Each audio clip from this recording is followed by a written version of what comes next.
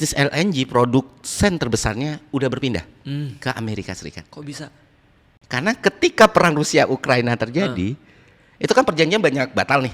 Transaksi antara Rusia dan Eropa banyak batal. Pindahlah semua orang Eropa ini belinya dari Amerika. Karena Rusia kan nggak mau supply kan? Iya, Rusia diboikot, diembargo terjadi, dan harga dari Amerika nawarin lebih murah. Jadi dari 40% lu mindahin market nih, money shifting nih ke Amerika Serikat. Dapatnya itu ratusan miliar, aku ada datanya, ratusan miliar US dollar per tahun Tan.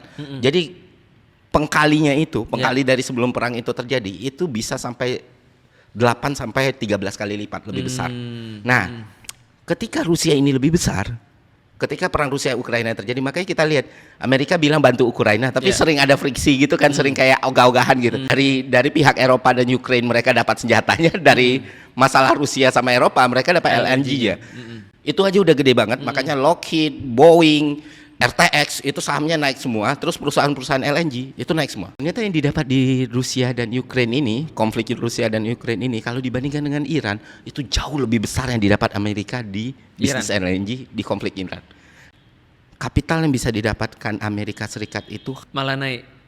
Parah, luar biasa. Dan tahu nggak Ustadz, dari era Trump muncul, dia udah bikin 43 project LNG ketika dia menjabat, langsung dia gas. Terus LNG dia bikin, dan salah satu sponsor utamanya waktu kampanye perusahaan-perusahaan LNG ini. Nah, kalau aku bilang mega proyek ya. LNG itu mau disuplai dan akhirnya laku karena kan Hormuz tutup. Kata harus lewat situ. Akhirnya sekarang lagi mempertimbangkan impor dari Amerika.